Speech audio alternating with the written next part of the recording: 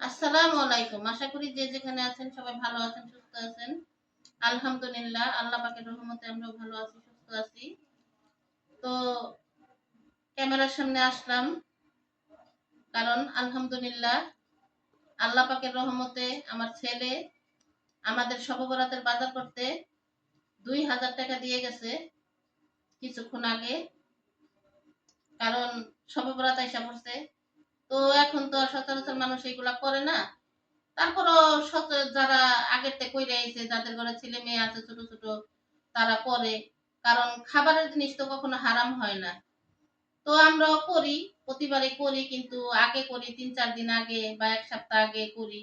কিন্তু শবে বরাতের দিন কিছু করি না, কারণ শবে বরাতের দিন করা ঠিক না। এজন্য আমরাও করি না। তো দোয়া করি আল্লাহ তাআলা ওর টাকার বরকত দেখ বা আরো দেওয়ার তৌফিক দান করুক। কিন্তু টাকা বাবার অপারেশন করে রেখে গেছে 2 মাস আগে, বুঝছেন? কিন্তু 2 মাস পরে এসে 2000 টাকা দিচ্ছে। এই যে 2000 টাকা, ফলে এতদিন বাবা মা কি খাইছে বলেন তো? বাবা মার সংসারটা কিসের উপরে চলছে?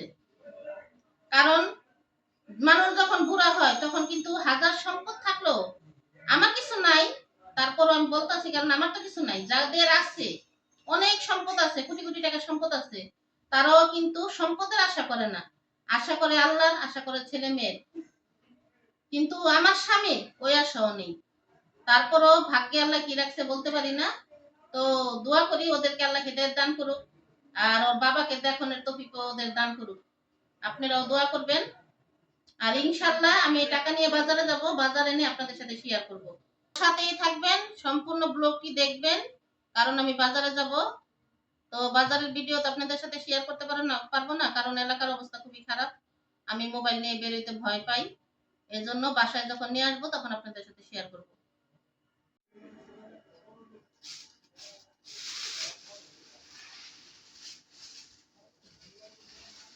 তো এই তো বাজার থেকে চলে আসলাম, বাজার করে নিয়ে আসলাম। এই তো বুট, এটা হলো সুজির প্যাকেট,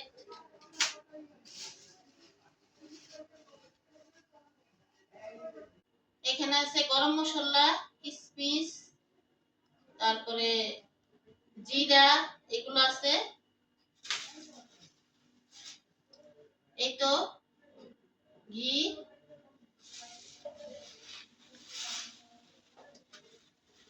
এখানে পোলাওর চাল আছে 1.5 কেজি,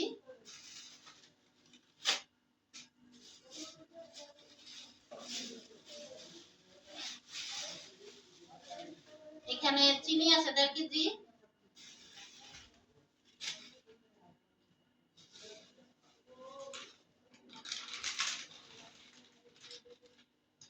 আটা,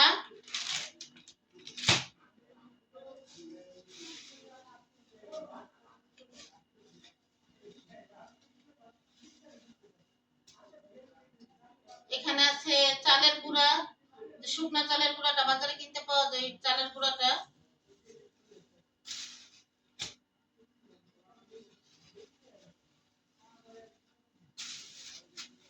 এখানে আছে পেঁয়াজ,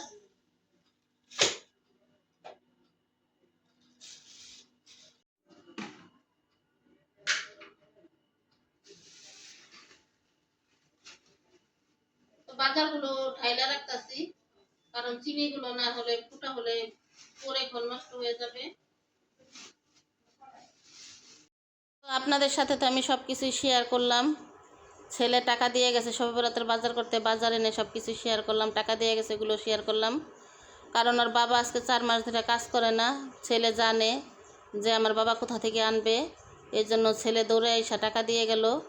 তো আমার ছেলের জন্য সবাই দোয়া করবেন। ছেলের সাথে একটু রাগারাগিও করলাম কিছুক্ষণ, তো ছেলে কিছুই বলে নাই। তারপরও টাকা দিয়ে চলে গেছে যে টাকা দিয়ে বাজার আইনালেও তুমি। তো এখানে সবগুলো গুছগাছ করে রাখবো, কারণ তা না হলে ইন্দুরে যদি কিছু একটা ফুটা করে ফেলায় তাহলে সমস্ত ঘরই নষ্ট হবে। এই জন্য চিনিগুলো আগে একটু ঢাইলা রাখলাম ডিব্বায়। তো এখন হচ্ছে রাতের 11টা বাজে, এখন আমরা সবাই রাতের খাওয়া দাওয়া করতে বসলাম। আজকে আর ওই রুমে যায় নাই, কারণ উনি শুয়ে পড়ছে, এই জন্য বললো যে এখানে নিয়ে আসো। তো এখানে বসলাম সবাই খাওয়া দাওয়া করতে। এখানে কফি ভাজি রান্না করছিলাম দুপুরে, বেগুন আলু দিয়ে শুটকি দিয়ে রান্না করছিলাম, ডাল রান্না করছিলাম। তো এইগুলো দিয়ে আমরা খাওয়া দাওয়া করবো এখন রাতের খাওয়া, কারণ 11টা বাজে গেছে, আবার ওষুধ খেতে হবে। তো এখন বাজে রাত্রের 1টা। মেয়ের অনেক জ্বর আজকে 3 দিন যাবত। তো মেয়ে বলতেছে একটু নুডলস রান্না করে দাও, মেয়ের জন্য একটু নুডলস রান্না করতে আসলাম। তো নুডলস রান্না করছি ঠিকই, কিন্তু আমার মেয়ে নুডলস টুক সব খায় নাই, সবই বমি করে ফালাই দিছে।